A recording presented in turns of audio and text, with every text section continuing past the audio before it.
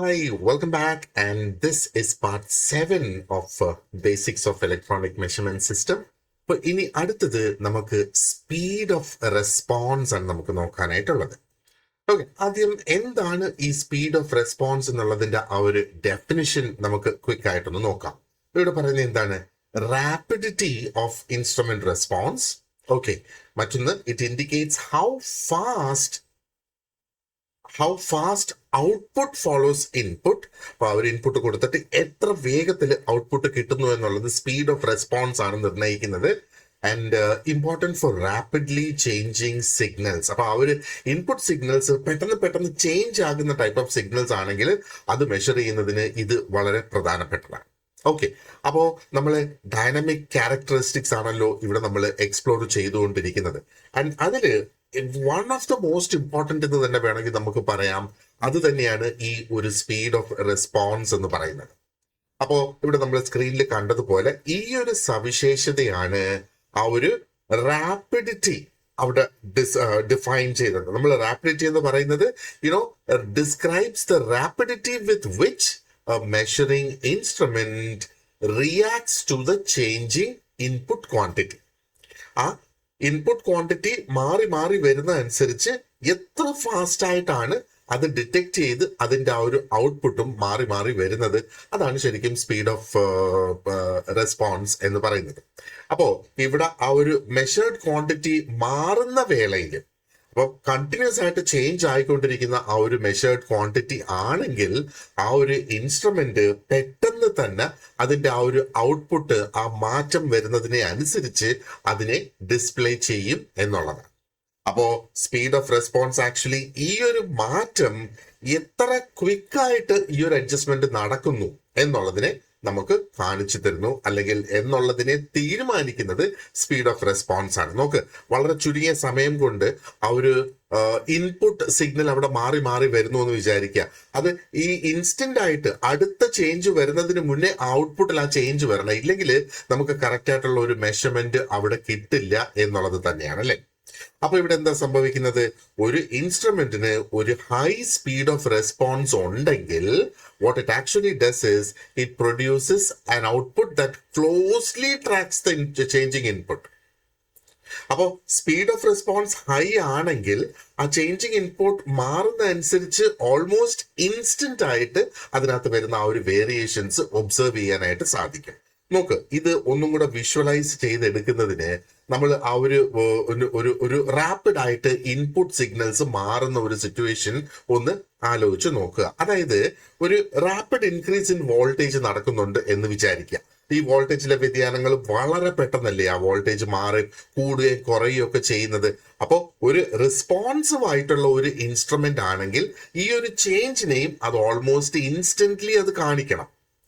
അപ്പൊ അങ്ങനെ വരുമ്പോഴേ ആ ഒരു റിയൽ ടൈമിലുള്ള ആ ഒരു ചേഞ്ച് നമുക്ക് കണ്ട് മനസ്സിലാക്കാനായിട്ട് സാധിക്കുള്ളൂ. അപ്പോൾ ഔട്ട്പുട്ട് കർവ് നമ്മൾ നോക്കുകയാണെന്നുണ്ടെങ്കിൽ അത് വളരെ ക്ലോസ് ആയിട്ട് ആ ഒരു ഇൻപുട്ട് കർവിന് സമാനമായിട്ട് തന്നെ അത് നിൽക്കണം. അപ്പോഴും വരുമ്പോഴേ ഒരു സ്ട്രോങ് കറസ്പോണ്ടൻസ് ഇത് തങ്ങളിൽ ഉണ്ടാവുകയുള്ളൂ എന്നുള്ളതാണ്. ഓക്കെ, അപ്പോ ആ ഒരു വളരെ പെട്ടെന്ന് ചേഞ്ച് ആകുന്ന ക്വാണ്ടിറ്റീസിന് ഇത് വളരെയധികം ഇമ്പോർട്ടന്റ് ആണ്, ഈ സ്പീഡ് ഓഫ് റെസ്പോൺസ് എന്ന് പറയുന്നത്.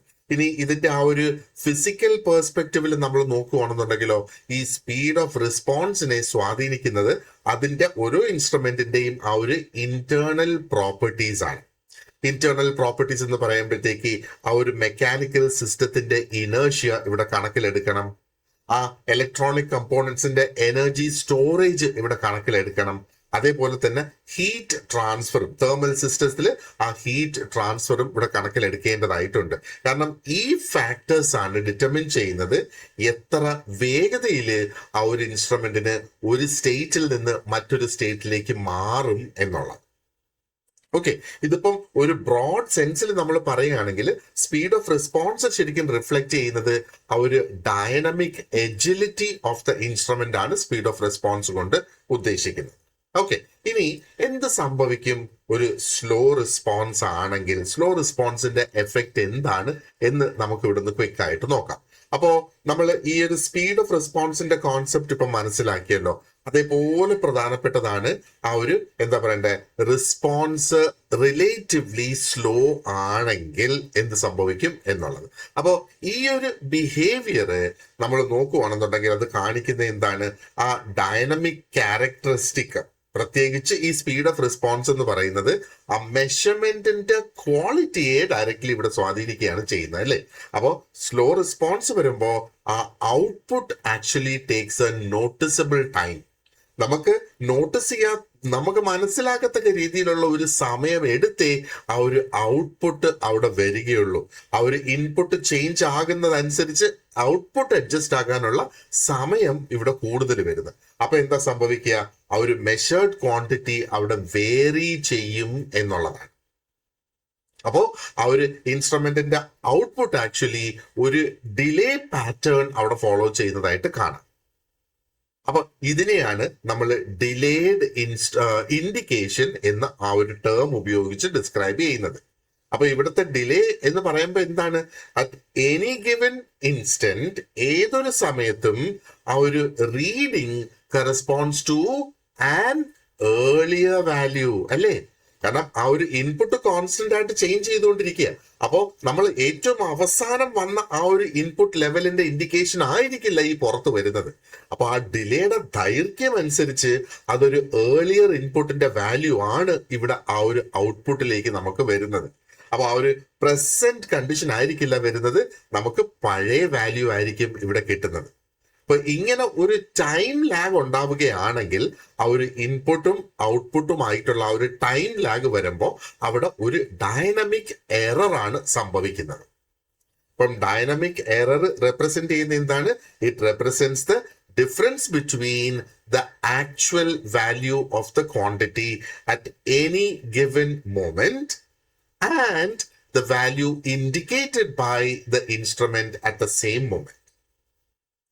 ആ സെയിം മൊമെന്റിൽ ഇൻഡിക്കേറ്റ് ചെയ്യുന്ന വാല്യൂവിന്റെയും എന്താണ്, ആ ഒരു വാല്യൂ അറ്റ് എനി ഗിവൻ മൂമെന്റിന്റെയും ഡിഫറൻസ് ആണ് ഈ ഒരു ഡൈനാമിക് എറർ കൊണ്ട് ഇവിടെ ബേസിക്കലി ഉദ്ദേശിക്കുന്നത്. അപ്പോ ആ ഒരു റേറ്റ് ഓഫ് ചേഞ്ച് ഇൻക്രീസ് ചെയ്യുന്നതനുസരിച്ച് ഈ ഡിഫറൻസിന് എന്ത് സംഭവിക്കും, ഈ ഡിഫറൻസ് കുറെ കൂടെ പ്രൊനൗൺസ്ഡ് ആകും, കുറെ കൂടെ നമുക്ക് മനസ്സിലാക്കാൻ കഴിയുന്ന ഒരു ലാഗ് അവിടെ വരും, അല്ലെ? ഈ ഒരു റേറ്റ് മാറുന്നതനുസരിച്ച്, ഒരു റേറ്റ് ഓഫ് ചേഞ്ച് മാറുന്നതനുസരിച്ച്. അപ്പൊ അങ്ങനെ വരുമ്പോ എന്താ സംഭവിക്കുന്നത്, ആ ഒരു മെഷർമെന്റിന്റെ ആക്യുറസി, ആ ട്രൂ കണ്ടീഷൻ കാണിക്കുക എന്നുള്ള ആ ഒരു ആക്യുറസി അവിടെ കുറഞ്ഞു കുറഞ്ഞു വരികയാണ് ചെയ്യുന്നത്. അപ്പോൾ if you look at systems way the input changes rapidly, അതായത് ഒരു ഫ്ലക്ച്വേറ്റിംഗ് ഇലക്ട്രിക്കൽ സിഗ്നൽ ഉള്ള ഒരു സാഹചര്യം നോക്കുക, അല്ലെങ്കിൽ ഒരു ഡൈനാമിക് ആയിട്ടുള്ള ഒരു മെക്കാനിക്കൽ പ്രോസസ്സിനെയാണ് അവിടെ നോക്കുന്നതെങ്കിൽ അങ്ങനെ ഒന്ന് ചിന്തിച്ചാലും ആ ഇൻസ്ട്രുമെന്റിന്റെ എബിലിറ്റി ഉണ്ടല്ലോ, ആ പ്രോംപ്റ്റ് ആയിട്ട് റെസ്പോണ്ട് ചെയ്യുന്നത്, അത് വളരെയധികം എസെൻഷ്യൽ ആണ്, അല്ലെ? നമുക്ക് പ്രത്യേകിച്ചും ഒത്തിരി ഫ്ലക്ച്വേഷൻസ് വരുന്ന ആ ഒരു സാഹചര്യത്തിൽ ഇതിന്റെ റെസ്പോൺസ് ഓൾമോസ്റ്റ് ഇമ്മീഡിയറ്റ് തന്നെ ആയിരിക്കണം. അപ്പൊ സ്ലോ റെസ്പോൺസ് ഉള്ള ഒരു instrument it tends to smooth out, അല്ലെങ്കിൽ it tends to lag behind these variations. ഈ വേരിയേഷൻസിനെ കൃത്യമായിട്ട് നമുക്ക് കിട്ടില്ല, അവിടെ ആ ഒരു ലാഗ് അവിടെ വരും. ആൻഡ് ഔട്ട്പുട്ട് എപ്പോഴും റിഫ്ലക്ട് ചെയ്യുന്നത് ഞാൻ നേരത്തെ പറഞ്ഞതുപോലെ delayed version of the input signal ആയിരിക്കും ഔട്ട്പുട്ട് എപ്പോഴും ഡിസ്പ്ലേ ചെയ്യുന്നത്. അതേസമയം ഇത് ഏതെങ്കിലും സാഹചര്യത്തിൽ യൂസ്ഫുൾ ആയി വരുന്ന ഒരു സിറ്റുവേഷൻ ഇവിടെ ഉണ്ടോ? അതായത് ഇത് യൂസ്ഫുൾ ആകുന്നത് എന്തിനു വേണ്ടിയിട്ടാണ്? To recognise that instruments with slower response characteristic still maintain relevance. അപ്പൊ ഇതിന്റെ ആ ഒരു യൂസ്ഫുൾ ആണ്, ഇതിന്റെ ഒരു ഉപയോഗം അല്ലെങ്കിൽ ഒരു യൂസ്ഫുൾനെസ് ആണ് ഞാൻ ഇവിടെ പറയുന്നത്. അതായത് ആ ഒരു മെഷേർഡ് ക്വാണ്ടിറ്റി റാപ്പിഡ് ആയിട്ട് ചേഞ്ച് ആകുന്നതിന് പകരം അത് ഗ്രാജുവൽ ആയിട്ട് പതിയെ പതിയെ ചേഞ്ച് ആവുകയുള്ളൂ എങ്കിൽ നമുക്ക് ഇത് ഇവിടെ യൂസ്ഫുൾ ആണ്. അപ്പൊ അങ്ങനെ വരുന്ന കേസസിൽ ഈ ഇൻസ്ട്രുമെന്റിന് ആ ഒരു ലാഗ് ടൈം ഉണ്ടല്ലോ, അത് സഫീഷ്യന്റ് ആയിട്ട് വരും ടു ആക്ച്വലി അഡ്ജസ്റ്റ്. അങ്ങനെ നമ്മൾ നോക്കുമ്പോൾ ആ ഒരു ആക്ച്വൽ വാല്യൂയുടെ വളരെ അടുത്ത് നിൽക്കും ആ ഒരു റീഡിങ് എന്ന് പറയാം. അപ്പോൾ ഒരു ബ്രോഡ് പെർസ്പെക്റ്റീവിൽ നമ്മൾ നോക്കുകയാണെന്നുണ്ടെങ്കിൽ ഈ സ്ലോ റെസ്പോൺസിന്റെ എഫക്ട് ആക്ച്വലി ഹൈലൈറ്റ് ചെയ്യുന്നത് എന്താണ്?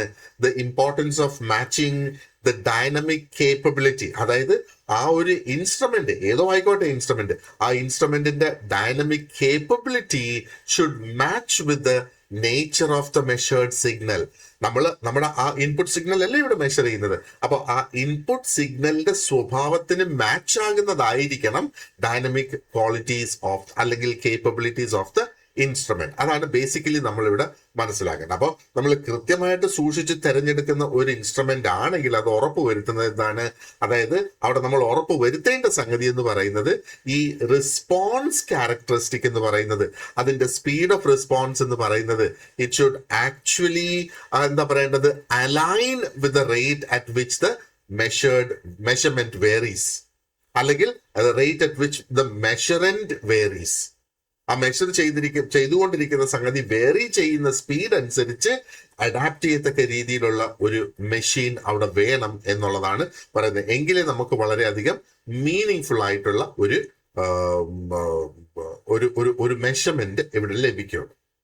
അപ്പോൾ ഞാൻ ഈ ലാഗ് എന്ന് പറഞ്ഞിരുന്നു. നോക്ക്, ഈ ലാഗ് എന്താണെന്ന് ഒരു പക്ഷേ നമ്മളോട് ചോദിക്കാനുള്ള ഒരു സാധ്യതയുണ്ട്. സോ ഞാൻ വിചാരിച്ച് ഈ ലാഗ് മാത്രം എടുത്ത് ഒരു സ്ലൈഡിൽ അതൊന്ന് ഇൻക്ലൂഡ് ചെയ്ത് അതിന്റെ ഡെഫിനിഷൻ ഒന്ന് പറയാമെന്ന് വിചാരിച്ചു. അപ്പോൾ lag actually it refers to the delay. ഒരു ഡിലേ ആണ് എപ്പോഴും ലാഗ് എന്ന് പറയുന്നത്. അപ്പൊ ഡിലേ ഇവിടെ എന്തിന്റെയൊക്കെ ഡിലേ ആണ് വരുന്നത്? The delay between the application of the input and the corresponding output response of the instrument. Okay, അതിപ്പോ നമ്മളിപ്പോ ഒരു ടൈം വെച്ച് പറയുവാണെന്നുണ്ടെങ്കിൽ ലെറ്റ് സേ രാവിലെ 7 മണിക്ക് ഒരു റെസ്പോൺസ് കൊടുത്ത് അതിന്റെ സ്പീഡ് ഓഫ് റെസ്പോൺസ് ലാഗ് ഇല്ലെങ്കിൽ ആ ഓൾമോസ്റ്റ് 7 മണിക്ക് തന്നെ അതിന്റെ ഔട്ട്പുട്ട് അവിടെ കിട്ടുന്നു. അപ്പോ ഈ 7 മണിക്ക് ഒരു റെസ്പോൺസ് അവിടെ കൊടുത്തിട്ട് ഇവിടെ ഇപ്പോ ഒരു 3 സെക്കൻഡിന്റെ ഒരു ഡിലേ അവിടെ വരുന്നു എന്ന് വിചാരിക്കുക. ഇലക്ട്രിക്കൽ സിഗ്നൽസിന്റെ ഒക്കെ ഡിലേ ഭയങ്കര ഫാസ്റ്റ് ആയിട്ടാണ് നടക്കുന്നത് അല്ലേ. അപ്പോ ആ ഔട്ട്പുട്ട് നമുക്ക് അവിടെ കിട്ടുന്നത് 7:03 3 സെക്കൻഡ് അല്ലെ. അപ്പോ ആ ഡിലേ എന്ന് പറയുന്നത് ഇവിടെ 3 സെക്കൻഡ്സ് ആണ് എന്ന് നമുക്ക് പറയാം. അപ്പോ നമ്മൾ ഒന്നും കൂടെ ചുരുക്കി പറയുവാണെന്നുണ്ടെങ്കിൽ, അതായത് ആ ഒരു ഇൻസ്ട്രുമെന്റിന്റെ ഔട്ട്പുട്ട് എന്ന് പറയുന്നത് does not change immediately when the input changes. അപ്പോൾ ഇവിടെ 7 മണിക്ക് ഒരു റെസ്പോൺസ് കൊടുത്താൽ 7:03 ഇൻപുട്ട് കൊടുത്താൽ 7:03 അത് നമുക്ക് ഔട്ട്പുട്ട് ആയിട്ട് കിട്ടും. അപ്പോ 7:01 ഒരു റെസ്പോൺസ് കൊടുക്കുന്നു എന്ന് വിചാരിക്കുക. അപ്പൊ അത് 7:04 അവിടെ നമുക്ക് അതിന്റെ ഔട്ട്പുട്ട് കിട്ടുന്നത് അല്ലെ. 7:01 കൊടുത്താൽ 7:04. ഇനി ഈ 7ന്റെയും 7:01ന്റെയും ഇടയിൽ ഒരു റെസ്പോൺസ് നമ്മൾ കൊടുത്താലോ, അതും അതനുസരിച്ച് അവിടെ വേറി ചെയ്ത് വരുന്നത്. അപ്പോ ഒരുപക്ഷെ നമ്മളിവിടെ കാണുന്ന ആ റെസ്പോൺസ് ഇതില് ഏത് ഇൻപുട്ടിന്റെ റെസ്പോൺസ് ആണ് എന്ന് നമുക്ക് മനസ്സിലാക്കുന്നതിന് ഡിഫിക്കൽട്ടി അവിടെ വരും. മനസ്സിലായില്ലേ? അപ്പൊ ആ ഒരു output if it does not change immediately, ആ ഒരു ഇൻപുട്ട് ചേഞ്ച് ആകുന്നതനുസരിച്ച്, പക്ഷേ ആ ഒരു സർട്ടൻ ഇന്റർവെലിന് ശേഷം മാത്രമേ ആ ഒരു ഔട്ട്പുട്ട് കിട്ടുകയുള്ളൂ എന്നുള്ള ഒരു സാഹചര്യമാണ് അവിടെ വരുന്നതെങ്കിൽ ലാഗ് ആണ് അതിന്റെ ഉത്തരം. അപ്പൊ ഈ ലാഗ് എന്ന് പറയുന്നത് ഡൈനാമിക് ഫാക്ടേഴ്സിനെ സംബന്ധിച്ച്, അതായത് പെർഫോമൻസിനെ ബാധിക്കുന്ന, ഒരു മെഷീനിന്റെ പെർഫോമൻസിനെ ബാധിക്കുന്ന ഡൈനാമിക് ക്യാരക്ടറിസ്റ്റിക്സിൽ ഏറ്റവും ഇമ്പോർട്ടന്റ് ആയിട്ടുള്ള ഒരു ഘടകമാണ് ഈ ലാഗ് എന്ന് പറയുന്നത്. ഇനി എന്തുകൊണ്ടായിരിക്കാം ഈ ഒരു ലാഗ് വരിക? നേരത്തെ ഞാൻ പറഞ്ഞതുപോലെ മെക്കാനിക്കൽ ഇനേർഷ്യ ആകാം, തേർമൽ കപ്പാസിറ്റൻസ് ആകാം, ഇനി അതും അല്ലെങ്കിൽ ഇലക്ട്രിക്കൽ സ്റ്റോറേജിന്റെ എഫക്റ്റുകൾ കൊണ്ടുവരാം. അപ്പൊ നമുക്ക് പല കാരണങ്ങൾ ഇവിടെ ഉണ്ടാകാനുള്ള ആ ഒരു സാധ്യത വരുന്നല്ലേ. അപ്പോ മെക്കാനിക്കൽ ഇനേർഷ്യ, ആ ഒരു മൂവിങ് പാർട്സിൽ ഇനേർഷ്യ ഉണ്ടാകുമ്പോൾ ആ ഒരു ഇമ്മീഡിയറ്റ് മോഷനെ അത് തടസ്സപ്പെടുത്തുന്നല്ലേ. ഇനി തേർമൽ കപ്പാസിറ്റൻസ് നമ്മൾ നോക്കുകയാണെന്നുണ്ടെങ്കിലോ അവിടെയും ഡിലേ വരുന്നത് എന്തുകൊണ്ടാണ്? ഈ ഡിലേ വരുന്നത് ബിക്കോസ് ആ ഒരു എന്താ പറയേണ്ടത്, ടെമ്പറേച്ചർ ബേസ്ഡ് ആയിട്ടുള്ള ഇൻസ്ട്രുമെന്റ്സിൽ ഈ ഡിലേ വരും. കാരണം ഹീറ്റ് ട്രാൻസ്ഫർ ഇവിടെ കൂടുതൽ സമയം എടുക്കുന്നു അങ്ങനെയാണ് അവിടെ ആ ഒരു ഡിലേ വരുന്നത്. ഇനി ഇലക്ട്രിക്കൽ സ്റ്റോറേജ് എലിമെന്റ്സ് നമ്മൾ നോക്കുകയാണെന്നുണ്ടെങ്കിലോ കപ്പാസിറ്റൻസോ അല്ലെങ്കിൽ ഇൻഡക്റ്റൻസോ പോലെയൊക്കെ നമ്മൾ നോക്കുകയാണെന്നുണ്ടെങ്കിൽ അവിടെയും ആ ഒരു ലാഗ് അവിടെ ഇൻട്രൊഡ്യൂസ് ചെയ്യപ്പെടും ആ ഒരു ഇലക്ട്രോണിക് ഇൻസ്ട്രുമെന്റ്സിന്. അപ്പോ the nature and magnitude of ലാഗിന്റെ സ്വഭാവം, ലാഗ് കൂടുതലാണോ ആൻഡ് അതിന്റെ ആ ഒരു മാഗ്നിറ്റ്യൂഡ്, അതിന്റെ ആ ഒരു സൈസ്, ഇപ്പൊ ലാഗിന്റെ സ്വഭാവവും സൈസും നിർണയിക്കുന്നത് ആ ഒരു ആ ഒരു ഇൻസ്ട്രുമെന്റിന്റെ നിർമ്മാണത്തിന് ഉപയോഗിച്ചിരിക്കുന്ന സംഗതികളും അതേപോലെ എന്ത് പ്രിൻസിപ്പിളിലാണ് അത് ഓപ്പറേറ്റ് ചെയ്യുന്നത് എന്നുള്ളതിനെയും അടിസ്ഥാനപ്പെടുത്തിയിട്ടാണ് അത് അവിടെ വരിക. ഓക്കെ, ഇനി മറ്റൊരു കോൺസെപ്റ്റ് നമുക്ക് ഇതിനകത്ത് നോക്കാനുള്ളത് ഇസ് ഫിഡിലിറ്റി. അപ്പൊ ആദ്യം let us look at the definition of fidelity. അപ്പൊ ഫിഡിലിറ്റിയെ ഡിഫൈൻ ചെയ്തേക്കുന്നത് as the degree to which an instrument faithfully reproduces the variations in the measured quantity without distortion.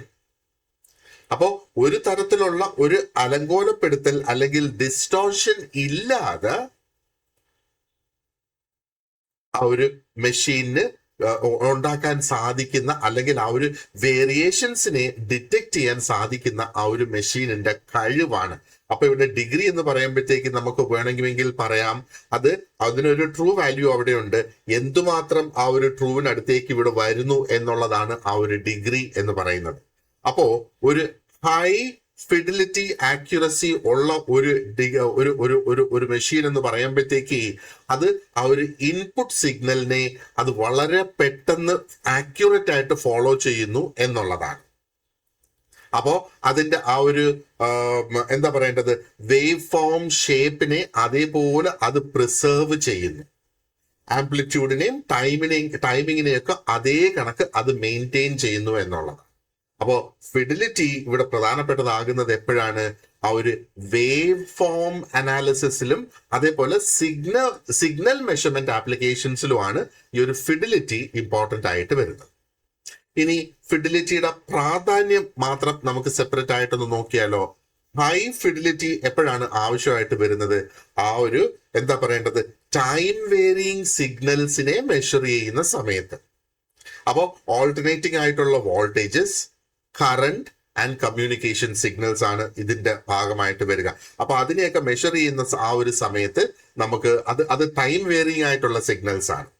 അപ്പോ നമുക്ക് എന്താ പറയണ്ടേ, ഫിഡിലിറ്റി ഇവിടെ ഇമ്പോർട്ടൻസ് ആയിട്ട് വരും. അപ്പൊ ഹൈ ഫിഡിലിറ്റി ഉണ്ടെങ്കിലേ ഇതേപോലെയുള്ള സിഗ്നൽസ് മെഷർ ചെയ്യാനായിട്ട് സാധിക്കും. അപ്പൊ ആ ഒരു ഇൻസ്ട്രുമെന്റിന് ലോ ഫിഡിലിറ്റി ആണെങ്കിലോ അത് ആ ഒരു വേവ് ഫോമിന് ഒരു ഡിസ്റ്റോർഷൻ അവിടെ വരുത്തും എന്നുള്ളതാണ്. അപ്പൊ അങ്ങനെ ഒരു ഡിസ്റ്റോർഷൻ അവിടെ ഉണ്ടാകും, ഒരു ഇൻകറക്റ്റ് ആയിട്ടുള്ള ഇന്റർപ്രിട്ടേഷൻ അവിടെ നടക്കും. ആ ഒരു സിഗ്നൽ ക്യാരക്ടറിസ്റ്റിക്സിന്റെ ഒരു ഇൻകറക്റ്റ് ഇന്റർപ്രിട്ടേഷൻ അവിടെ നടക്കുമ്പോൾ എന്താ സംഭവിക്കുന്നത്, ആ ഒരു എന്താ പറയണ്ടേ, ആ റീഡിങ് അവിടെ തെറ്റിപ്പോവുകയാണ് ചെയ്യുന്നത്, അല്ലേ? അപ്പോ ഫിഡിലിറ്റി ഒരു കീ റിക്വയർമെന്റ് ആണ്. സ്പെസിഫിക്കലി ഓസിലോസ്കോപ്സില്, അതേപോലെ സിഗ്നൽ അനലൈസേഴ്സില് ആൻഡ് ഇലക്ട്രോണിക് മെഷറിംഗ് ഇൻസ്ട്രുമെന്റ്സിലും ഫിഡിലിറ്റി വളരെ ഇമ്പോർട്ടന്റ് ആണ്. Okay, now let us look at what are dynamic errors. ഇപ്പൊ നമ്മൾ ഈ ഡൈനാമിക് എററിനെ ഡിഫൈൻ ചെയ്യുന്നത് എങ്ങനെയാണ്? It is defined as the difference between the true value of a time varying quantity and the value indicated by the instrument. അപ്പോൾ dynamic എററിനെ define ചെയ്തേക്കുന്നത് എങ്ങനെയാണ്?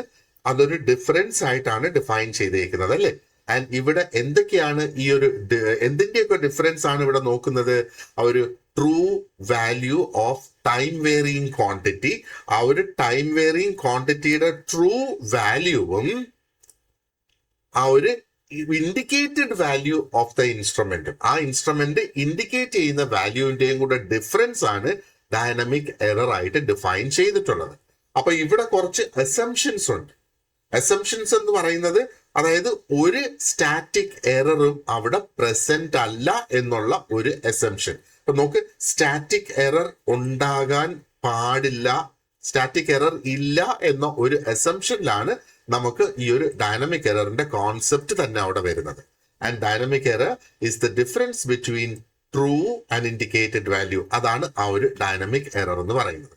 ഇത് സംഭവിക്കുന്ന എപ്പോഴാണ്? ഇറ്റ് ഹാപ്പൻസ്, അല്ലെങ്കിൽ എന്തുകൊണ്ട് സംഭവിക്കുന്നു എന്ന് ചോദിക്കുകയാണെങ്കിൽ ആ ഒരു ഇൻസ്ട്രുമെന്റിന് ഇൻസ്റ്റന്റ് ആയിട്ട് റെസ്പോണ്ട് ചെയ്യാൻ സാധിക്കുന്നില്ല. ആ ഒരു മെഷേർഡ് ക്വാണ്ടിറ്റി മാറുന്നതനുസരിച്ച് ഇൻസ്റ്റന്റ് ആയിട്ട് ആ മാറിയ ചേഞ്ചിനെ കാണിക്കാൻ കഴിയാതെ വരുമ്പോഴാണ് ഈ ഡൈനാമിക് എറർ ഉണ്ടാകുന്നത്. ആൻഡ് ആ ഒരു ഡൈനാമിക് എറർ സിഗ്നിഫിക്കന്റ് ആകുന്നത്, അല്ലെങ്കിൽ ഡൈനാമിക് എറർ ലാർജ് ആകുന്നത് എപ്പോഴാണ്? ആ ഒരു ഇൻപുട്ട് വളരെ ഡ്രാസ്റ്റിക് ആയിട്ട് റാപ്പിഡ് ആയിട്ട് ചേഞ്ച് ചെയ്യുന്ന സമയത്ത് ഇവിടെ പ്രശ്നം ഉണ്ടാകും. ഓക്കെ, ഇനി നമുക്ക് തിരിച്ച് ഒന്ന് ചിന്തിച്ചു നോക്കാം. ഈ ഡൈനാമിക് എററിനെ എഫക്ട് ചെയ്യുന്ന ഫാക്ടേഴ്സ് എന്തൊക്കെയാണ്? ഒന്ന്, സ്പീഡ് ഓഫ് റെസ്പോൺസ് അതിനെ എഫക്ട് ചെയ്യുന്നുണ്ട്, ലാഗ് അതിനെ എഫക്ട് ചെയ്യുന്നുണ്ട്, ആൻഡ് നേച്ചർ ഓഫ് ഇൻപുട്ട് വേരിയേഷനും അതിനെ എഫക്ട് ചെയ്യുന്നുണ്ട് അല്ലേ? കാരണം എന്താണ്? ഡൈനാമിക് എറർ നമ്മൾ നോക്കുവാണെന്നുണ്ടെങ്കിൽ ആ ഒരു സ്പീഡ് ഓഫ് റെസ്പോൺസ് ഇവിടെ വളരെ പ്രധാനപ്പെട്ടതാണ്. അപ്പൊ സ്പീഡ് ഓഫ് റെസ്പോൺസ് കുറവാണെങ്കിൽ എന്താ, ആ ഒരു കൂടുതൽ ലാഗ് അവിടെ പ്രസന്റ് ആണ് എന്നാണ് അതിന്റെ അർത്ഥം അല്ലേ? അപ്പൊ അങ്ങനെ വരുമ്പം നമ്മൾ ആ ഔട്ട്പുട്ടിൽ എടുക്കുന്ന റീഡിങ് ആ കറക്റ്റ് സമയത്ത് വന്ന ഇൻപുട്ടിന്റെ സമാനമായിട്ടുള്ള ആ കറസ്പോണ്ടിങ് ഔട്ട്പുട്ട് ആയിരിക്കില്ല. അടുത്തത്, let us look at the time constant. എന്താണ് ഈ ടൈം കോൺസ്റ്റന്റ് എന്നുള്ളതിന്റെ ആ ഒരു കോൺസെപ്റ്റ് നമുക്കൊന്ന് മനസ്സിലാക്കാം. നോക്ക്, ഒരുപാട് അധികം ഇൻസ്ട്രുമെന്റ്സിന്, സ്പെസിഫിക്കലി ആ ഒരു ഫസ്റ്റ് ഓർഡർ സിസ്റ്റത്തിന് ഈ ഡൈനാമിക് ബിഹേവിയർ എന്ന് പറയുന്നതിന്റെ അതിന്റെ ഏറ്റവും വലിയ സവിശേഷത എന്ന് പറയുന്നത്, അല്ലെങ്കിൽ അതിനെ ക്യാരക്ടറൈസ് ചെയ്യുന്നത് is A parameter known as time constant. അപ്പോ ടൈം കോൺസ്റ്റന്റ് എന്താണ്? ടൈം കോൺസ്റ്റന്റ് ആണ് ഇൻഡിക്കേറ്റ് ചെയ്യുന്നത് ആ ഒരു ഇൻസ്ട്രുമെന്റ് എന്തുമാത്രം വേഗതയിൽ ആ ഒരു ഇൻപുട്ട് മാറുന്നതനുസരിച്ച് റെസ്പോണ്ട് ചെയ്യുന്നു എന്നുള്ളത്. അപ്പോ ഒരു ചെറിയ ടൈം കോൺസ്റ്റന്റ് എന്ന് പറയുമ്പോൾ അതിന്റെ അർത്ഥം എന്താ? ഇൻസ്ട്രുമെന്റ് ഫാസ്റ്റ് ആയിട്ട് റെസ്പോണ്ട് ചെയ്യുന്നു എന്നുള്ളതാണ്. അപ്പോ ഒരു ലാർജ് ആയിട്ടുള്ള ഒരു ടൈം കോൺസ്റ്റന്റ് ആണെങ്കിൽ ആ ഇൻസ്ട്രുമെന്റ് റെസ്പോൺസ് ചെയ്യുന്ന സമയം കുറവാണ് എന്നാണ് അതിന്റെ ആ ഒരു അർത്ഥം. ഓക്കെ, ഇനി എന്താണ് ഈ സ്റ്റെപ്പ് ഇൻപുട്ട് റെസ്പോൺസ് എന്ന് പറയുന്നത്? അപ്പോ ഒരു സ്റ്റെപ്പ് ഇൻപുട്ട് ആക്ച്വലി റെപ്രസെന്റ് ചെയ്യുന്നത് ഒരു സഡൻ ആയിട്ടുള്ള, എന്നാൽ ഒരു ഫൈനൈറ്റ് ആയിട്ടുള്ള ഒരു change in the measured input quantity. Sudden and finite change, അതിനെയാണ് സ്റ്റെപ്പ് ഇൻപുട്ട് റെസ്പോൺസ് എന്ന് പറയുന്നത്. അപ്പോ നമുക്ക് ഒരു ഇൻസ്ട്രുമെന്റിന്റെ ആ ഒരു എന്താ പറയേണ്ടത്, സ്റ്റെപ്പ് ഇൻപുട്ട് എന്ന് പറയുന്നത് it helps in analysing it's transient behaviour. Transient behaviour എന്ന് പറയുമ്പോഴത്തേക്ക് ആ ഒരു റൈസ് ടൈം മനസ്സിലാക്കാനായിട്ട് നമുക്ക് സാധിക്കും. The movement of the indicator, അതാണ് റൈസ് ടൈം എന്ന് പറയുന്നത്. ആൻഡ് സെറ്റിലിംഗ് ടൈം, എന്തെങ്കിലും ഓവർഷൂട്ട് ഉണ്ടെങ്കിലും അതും മനസ്സിലാക്കാനായിട്ട് സാധിക്കും. അപ്പോ സ്റ്റെപ്പ് റെസ്പോൺസ് അനാലിസിസ് ആണ് സാധാരണയായിട്ട് നമ്മൾ ഈ ഒരു ഡൈനാമിക് പെർഫോമൻസിനെ ഇവാലുവേറ്റ് ചെയ്യാനായിട്ട് ഉപയോഗിക്കുക. Now we have the ramp input response. അപ്പൊ എന്താണ് ഈ ഒരു റാമ്പ് ഇൻപുട്ട് എന്ന് പറയുന്നത്? അപ്പൊ റാമ്പ് ഇൻപുട്ടിൽ സംഭവിക്കുന്ന എന്താണ്? ആ ഒരു measured quantity it changes linearly with time. അപ്പൊ ടൈം മാറുന്നതനുസരിച്ച് മെഷേർഡ് ക്വാണ്ടിറ്റി മാറുന്നു. അതാണ് ആ ഒരു ലീനിയർ മൂവ്മെന്റ് വിത്ത് ടൈം എന്നുള്ളത് നമ്മൾ പറയുന്നത്. അപ്പൊ ഇത്തരത്തിലുള്ള ഒരു ഇൻപുട്ട് യൂസ്ഫുൾ ആകുന്നത് എപ്പോഴാണ്? For us to evaluate how well an instrument can track continuously changing signals. Continuous ആയിട്ട് മാറിക്കൊണ്ടിരിക്കുന്ന സിഗ്നൽസിനെ എങ്ങനെ ട്രാക്ക് ചെയ്യാൻ കഴിയും എന്നുള്ള ആ ഒരു ഇൻസ്ട്രുമെന്റിന്റെ കഴിവിനെ നിർണ്ണയിക്കുന്നതാണ് ഈ റാമ്പ് ഇൻപുട്ട് ചേഞ്ച് എന്ന് പറയുന്നത്.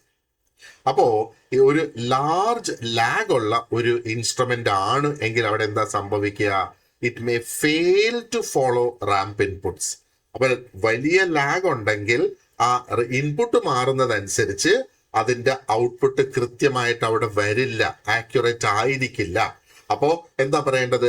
ആ ഒരു dynamic error will actually start increasing over time എന്നുള്ളതാണ്. Now we have the concept of sinusoidal input response എന്ന് പറയുന്നത്. അപ്പോൾ ഒരു സിനുസോഡിയൽ ഇൻപുട്ട് എന്താണ് ശരിക്കും റെപ്രസെന്റ് ചെയ്യുന്നത്? അത് ഒരു പീരിയോഡിക് വേരിയേഷനെ റെപ്രസെന്റ് ചെയ്യുന്നു. അപ്പൊ എന്തിന്റെ പീരിയോഡിക് വേരിയേഷൻ ആണ്? ആ ഒരു മെഷേർഡ് ക്വാണ്ടിറ്റിയുടെയും അതിനകത്ത് കോമൺ ആയിട്ട് ഇത് വരുന്നത് AC മെഷർമെന്റ്സിനാണ്. അപ്പോൾ ആ ഒരു measured quantity over A period അല്ലെങ്കിൽ ഒരു പീരിയോഡിക് വേരിയേഷൻ എന്ന് പറഞ്ഞാൽ ഒരു ഇടവേളയിൽ വരുന്ന ആ ഒരു വേരിയേഷൻ എന്ന് മനസ്സിലാക്കുക. അപ്പോൾ ഒരു ഇൻസ്ട്രുമെന്റിന്റെ ആ ഒരു റെസ്പോൺസ് ടു സിനുസോഡിയൽ ഇൻപുട്സ് നമുക്ക് മനസ്സിലാക്കുമ്പോൾ അതിൽ നിന്ന് നമുക്ക് ആ ഒരു ഇൻസ്ട്രുമെന്റിന്റെ ഫ്രീക്വൻസി റെസ്പോൺസ് നമുക്ക് മനസ്സിലാക്കാനായിട്ട് സാധിക്കും. അതേപോലെ ആംപ്ലിറ്റ്യൂഡ് ഡിസ്റ്റോർഷൻസ് മനസ്സിലാക്കാനും ആ ഫേസ് ലാഗ് മനസ്സിലാക്കാനും സാധിക്കും ഈ ഒരു സിനുസോഡിയൽ ഇൻപുട്ട് റെസ്പോൺസ് നമ്മൾ നോക്കുന്നത് അനുസരിച്ച്.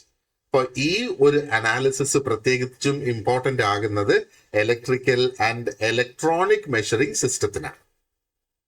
ഓക്കെ, അപ്പോൾ നമ്മൾ ഈ കോൺസെപ്റ്റ്സ് ഇവിടെ കഴിഞ്ഞ് ഇനി ഈ ഡൈനാമിക് ക്യാരക്ടറിസ്റ്റിക്സിന്റെ പ്രാധാന്യം എന്താണ് എന്ന് നമുക്ക് ഓൾറെഡി അറിയാം. ബട്ട് സ്റ്റിൽ നമുക്ക് ക്വിക്കായിട്ടൊന്ന് പറഞ്ഞു പോകാം. ഡൈനാമിക് ക്യാരക്ടറിസ്റ്റിക്സ് എന്ന് പറയുമ്പോഴത്തേക്ക് ഒരു വളരെ പ്രധാനപ്പെട്ട റോളാണ് in determining the performance of ആ ഒരു മെഷറിംഗ് ഇൻസ്ട്രുമെന്റ്സിന്റെ പെർഫോമൻസ് ഡിറ്റർമിൻ ചെയ്യുന്നതിന്, പ്രത്യേകിച്ചും റിയൽ ആയിട്ടുള്ള ആ ഓപ്പറേഷനിങ് കണ്ടീഷൻസിൽ എങ്ങനെ അത് പ്രതികരിക്കുന്നു എന്നുള്ളത്. അപ്പോ ഒരു ഇൻസ്ട്രുമെന്റ് സ്റ്റാറ്റിക് കണ്ടീഷൻസിൽ വളരെ നന്നായിട്ട് അത് പ്രവർത്തിക്കുന്നുണ്ടെങ്കിൽ അവിടെ ഇനാക്യുറസി വരാം. ഒരു പക്ഷേ ആ ഒരു ഇൻപുട്ട് റാപ്പിഡ് ആയിട്ട് ചേഞ്ച് ആകുമ്പോൾ ഇപ്പൊ സ്റ്റാറ്റിക് കണ്ടീഷൻസിൽ അല്ലെങ്കിൽ സ്റ്റാറ്റിക് ആയിട്ട് അതിന് യാതൊരു എറേഴ്സും അവിടെ ഇല്ല. പക്ഷെ ഡൈനാമിക് എറർ ആണ്. കാരണം എന്താ? ആ ഒരു ഇൻപുട്ട് വേരിയേഷൻ അതിന് കറക്റ്റ് ആയിട്ട് ഡിറ്റക്ട് ചെയ്യാനായിട്ട് സാധിക്കുന്നില്ല. അങ്ങനെ ഇരിക്കുന്ന സാഹചര്യത്തിലാണ് ഈ ഡൈനാമിക് ക്യാരക്ടറിസ്റ്റിക്സ് നമുക്കിവിടെ അപ്രോപ്രിയേറ്റ് ആയിട്ട് അല്ലെങ്കിൽ ഒരു റിക്വയർമെന്റ് ആയിട്ട് വരുന്നത് നമുക്ക് കൃത്യമായിട്ടുള്ള ഇൻസ്ട്രുമെന്റ്സ് സെലക്ട് ചെയ്യുന്നതിന് വേണ്ടിയിട്ടും അതിന്റെ ആ ഒരു ആക്യുറസി ഉറപ്പ് വരുത്തുന്നതിന് വേണ്ടിയിട്ട്. റൈറ്റ്, ഇനി നമുക്ക് നോക്കാനുള്ളത് എറേഴ്സ് ഇൻ മെഷറിംഗ് ഇൻസ്ട്രുമെന്റ്സ് ആണ്. We will do this in the next lesson. So thank you very much for watching this lesson, and you have an excellent day ahead. See you in the next class.